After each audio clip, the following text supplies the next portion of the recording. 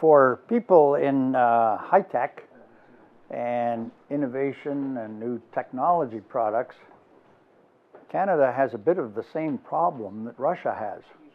We're very wealthy in oil and minerals and natural resources. So a lot of investors would prefer to put their money there, not in some risky high-tech thing, because I can drill an oil well and get lots of money coming out. But somebody comes to develop software and they say, well, the asset goes up and down the elevator every day and goes home.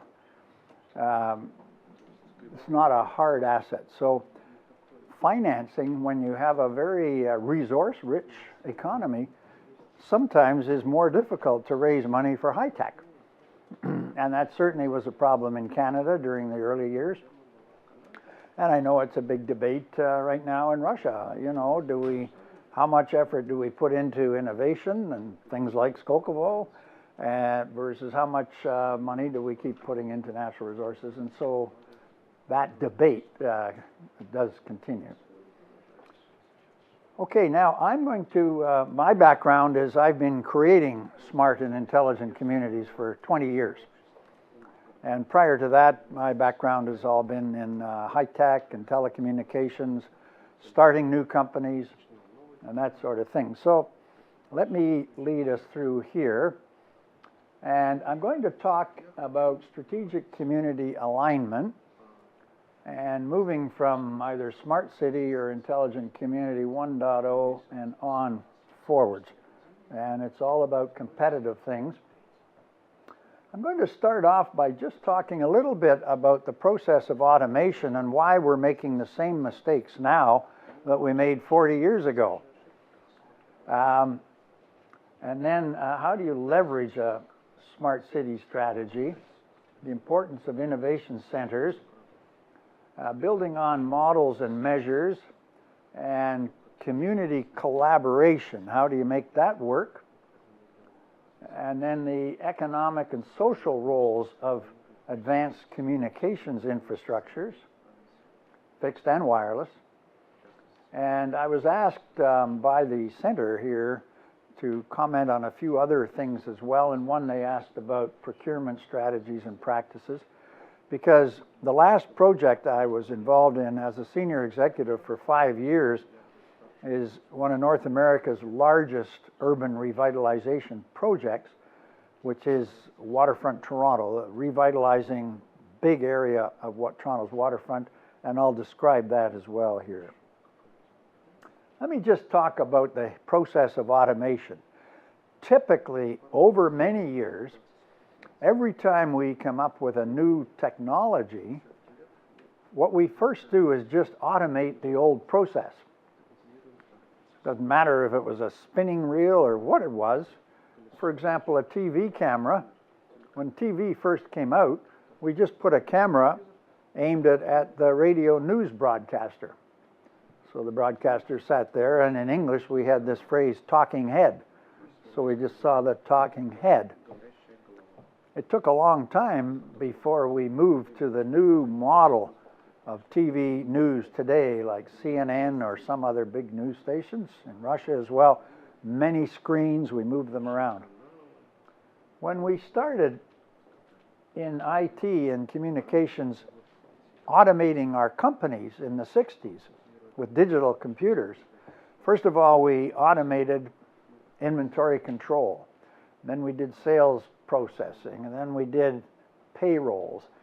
So in other words, we automated the old functions, and we justified them by getting rid of jobs. It took until about 1989 when some people at MIT University said, you know what, all that money we're putting into automating functions in companies, we're not considering the strategy of the company. Where are we trying to go? We should align the investment with our broad goals. And they called it strategic alignment. And so then everybody started to talk about strategic alignment of systems to overall strategies. Well, the idea, the phrase smart cities first was introduced in 1990. And for many years, and today even, people think, I'm going to have a smart city if I automate the traffic. If I automate some other thing, information from the government. So I automate maybe a little bit of education, but I'm just automating different things. I'm not doing an overall strategy.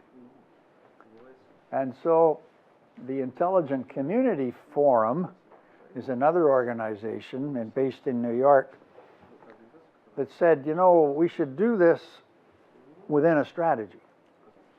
And so they started to have an annual competition of people, communities, cities and towns every year, who now, 400 of them, all send in their application to be named the Intelligent Community of the Year.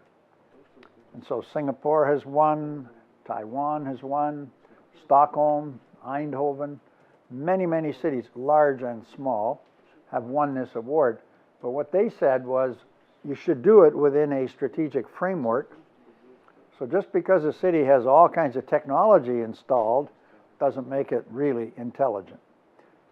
And so that is an important consideration, and so we call it strategic community alignment rather than just strategic alignment.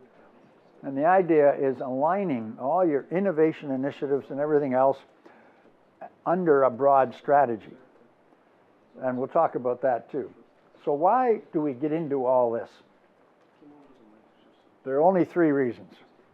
Everything we do, you could put it either into an economic category, an environmental category, or a social category when you think of everything we're doing in the intelligent community way, and we're driving it through innovation.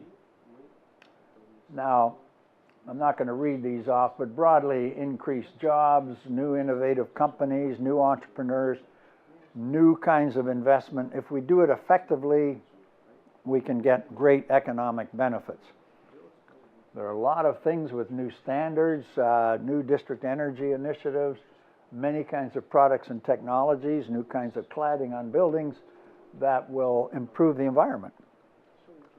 But it's all about social as well. When cities start off and say, well, either the tech guys are going to make us a smart city, I always say wrong. They don't know a lot about that, some tech people, I can say that. It's social. There's a big social dimension to a really intelligent community. And so you have to have a balanced strategy. But let me say another reason why you want to do it. Don Tapscott, a lot of authors, everybody is looking at the future saying, we have this tsunami, this wave of new technology that's allowing us to change society in terms of the way we interact, the way we deliver healthcare, the way we deliver education services, new kinds of collaboration. What we're trying to do is come up with a new model. And Professor Clayton Christensen at Harvard has written a lot of books on disruptive innovation. So if you can disrupt today's model, the way digital cameras disrupted film cameras, the way these little either floppy disks or the little fobs we carry disrupted other kinds of disks, then you can capture a whole new industry. Well, we want our communities to be competitive, to create more jobs. So we need to try to implement something that creates disruptive innovation in our city. And Christensen identified technology enablers, value networks, and low-cost business models. When you're thinking of your strategy, think about how you can get those three things, and you will help to create disruptive innovation. What you also have to do, if you're trying to create a disruptive model in healthcare, well, you sometimes have to change the regulations and standards as well. We're trying to introduce some kind of new medical service into a home, the way they do in Sweden. Well, you have to change the standard so a doctor can get paid for being at the other end of a TV network and diagnosing your problem. Today, in many places in Canada, the doctor can only get paid if he actually has a visit with somebody. So that's an example of changing a standard. Now here is what I was talking about strategic alignment. A lot of smart cities, Smart City 101, they just automate these particular things: education, healthcare, ecology, government, traffic, but there's no real relationship to them all. And so moving forward to 2.0, 3.0, you've got to have strategic community alignment. So you're really trying to link all these things together, and that's what's giving you the great advantage in all of this. So it's not just about technology and just automating these things, it's about doing it in an integrated manner. Now, there is a way to do this, and it's been proven over the last 20 years. It's like you build a house. Well, there's a few things you do. Yeah, you have to build a foundation usually. You probably want to have some drawings, an architecture, and there's some processes. Well, there's the same thing for smart cities. The model, the international model, is an open architecture model. It's a 5-layer pyramid. It starts with place, infrastructure, the collaboration ecosystem, solutions, and life. And then you'll get printed copies of this, but this is a description of what it's all about, but leadership is very important. So there's a model, and there's also a whole series of processes. There's governance at the center, and then, I won't read them all off, but design, build, plan, and so on. And communications is really important when you're doing these things. A lot of times, people start a new initiative, and I think it's not criticizing things out of school. Friends at Skokovo will agree with me when I say, you guys all started, you had a piece of land and you focused on that. You forgot to talk to the neighbors about what's going on and why is this going to be good and why are we going to run trucks with dirt through your neighborhood for the next 10 years. So some people start getting angry about it. Very important to communicate with the outside world when you're doing this and get them involved, and I'll talk about that more in a minute. We had a Russian slide in there just to save other people from translating our slide. So benchmarking, self-assessment, and measurement. If you're going to do it, you should benchmark. Where are we today? And then you can benchmark as you move forward and do a self-assessment. Now, I'm the chairman of iCanada. This is the 14th civil association I have helped to create. And you had some questions about how do they work and what's the problem and everything else. I've always had a motto, maybe it reflects our Canadian government, rather than first of all starting by saying to the government, here's a good idea, give us some money, and then you could wait 5 years. We say, if you have a good idea, start a parade, and if it's a good parade, every government in the world wants to be part of it, every politician. So get the parade started.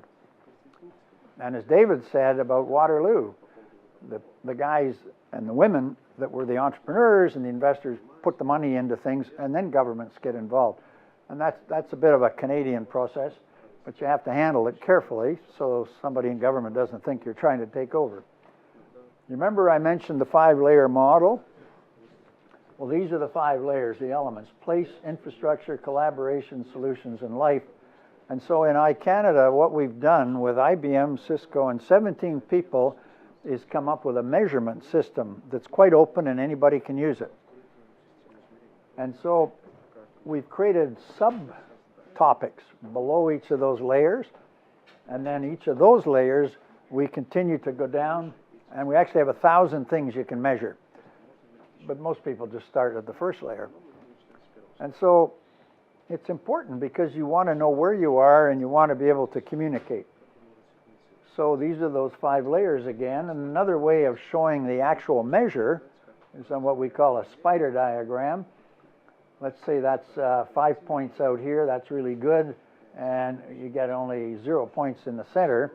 And so when people do these assessments, this is a live case where West Parry Sound, a region north of Toronto, municipal employees rated it one way, see the brown, residential, just citizens, rated it a different way and you can see the differences based on different people in the communities, what they think of what they're doing. Now, if I showed you the youth slide, generally these are all older folk. Youth that say we're good here and we're not any good over there, environmental stuff. And so the youth and the adults are quite different views. The point of all of this is we're getting tools together for collaboration. Now, there is a difference in the cultures between Canada and Russia with respect to the government's issue in having collaboration and how does collaboration really work. It's just two different societies at the moment, there's no question about it. But it's important and we use it a lot. And so we're dealing with a region of communities right now. We had 200 people together just coming up with their visions of the future. And one sector of society was just business and tourism sector, because this is a beautiful rural area on lakes. And the question was, what would it look like if they had a rich broadband implementation, because it was very weak on broadband. Well, this is a company in Canada called Power Noodle that's great for getting brainstorming and bringing it all together. So they ended up with just a few ideas, vision statements. You know, we'll have interactive marketing. We'll have year-round tourism customers who will come because of our better broadband. We'll be able to access world tourism markets and that sort of thing. The point was, it's a collaboration initiative in which just that one little sector brainstormed 43 different ideas of the future and ended up with 13 that they were going to really work on. A different group of people than did all the measurements in the present state. And the things needed for the future were very similar coming out of these two different groups. Very important kind of collaboration if you want to get the community involved on one of these initiatives, because you're creating a new model and a new way of doing things. It's not about, we're going to do this for a year and now we've solved the community. Eindhoven won the Intelligent Community of the Year award in New York 2 years ago. It took them 6 years. 3 times they were the top 7 community, but they didn't win the award. One other year, the next year, they said, forget it. And then they came back, and they were the top 7 for 2 more years, and then they won the top award. And the mayor made a good point. He said, it's not about winning the award, it's that we've changed our way of life, and it's a new way of governance in the 21st century. So there are 7 steps for getting started. These are listed. Benchmarking is important.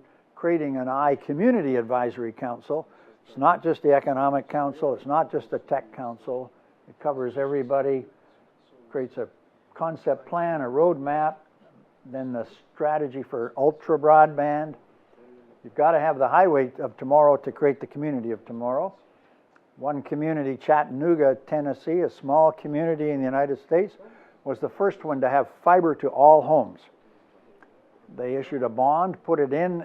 Within 3 years, they had $4 billion of new investment coming in from 3 major corporations, Volkswagen, Airstrom, and Amazon. Very important. Creating working groups and then finding ways to have innovation centers to help to drive these things. Now, I'm going to talk just a little about Waterfront Toronto. It has followed these steps for the last 7 years, starting with a dirty Portlands, and this year it is one of the top 7 intelligent communities of the world. There's the city of Toronto, and this is urban transformation through disruptive innovation. All of this land and way around to some more that I'll show you in a second was old docklands, derelict. You never walked down there. It was too dangerous. And this is a vision of it in the future. So it was land that's everything kind of draw a line right from there over there. And that's 5 kilometers from the end of there back in. So this is a big piece of land. It's the largest urban revitalization in North America, creating 20,000 new jobs. Over 100,000 people are going to live there. $34 billion, but only $4 billion of public money. All the rest is private sector investment. I was asked to talk about how does the procurement and RFP process work at Waterfront Toronto. And so all of these precincts are, broken down. And so after we've done all of the planning and the block diagrams, if we say, okay, we want this building, we want bids for somebody that wants to build that building.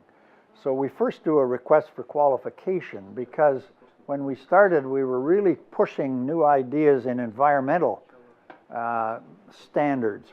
Not all developers could handle them. And so we didn't want to work with all kinds of bidders, so we first said, just tell us your qualifications. And then we narrowed it down to say, well, only 3 or 4 of you can bid on this.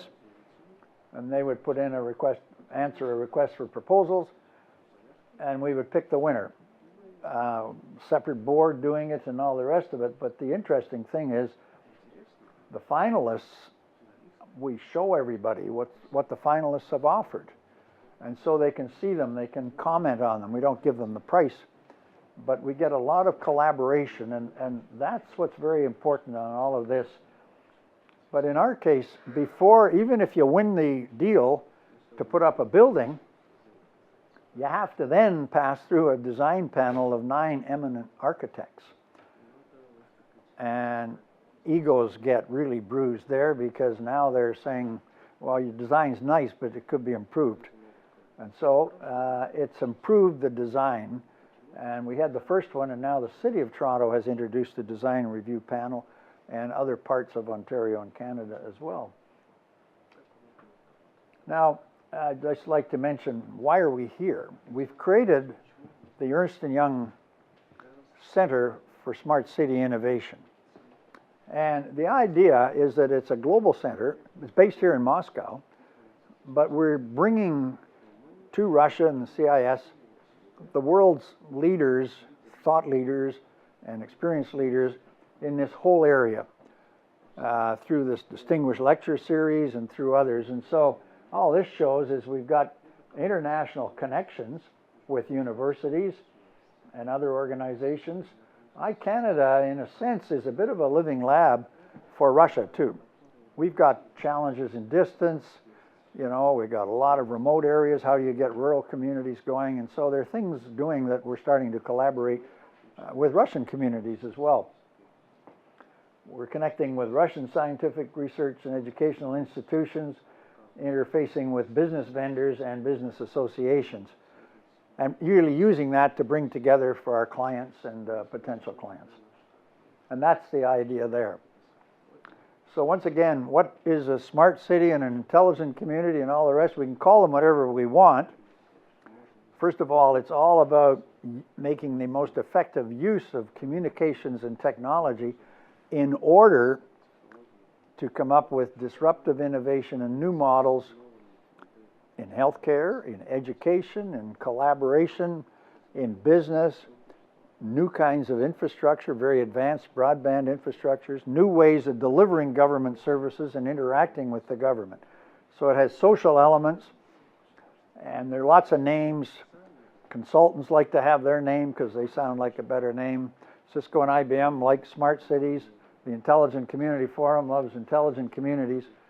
It's really all about having a strategy that ties it all together using strategic community alignment and avoiding the mistakes we made all through the 60s, through the 80s in business, and just doing these separate things. In other words, tie it all together, and that answers that particular question too. So that this just says, let's get started. Thank you.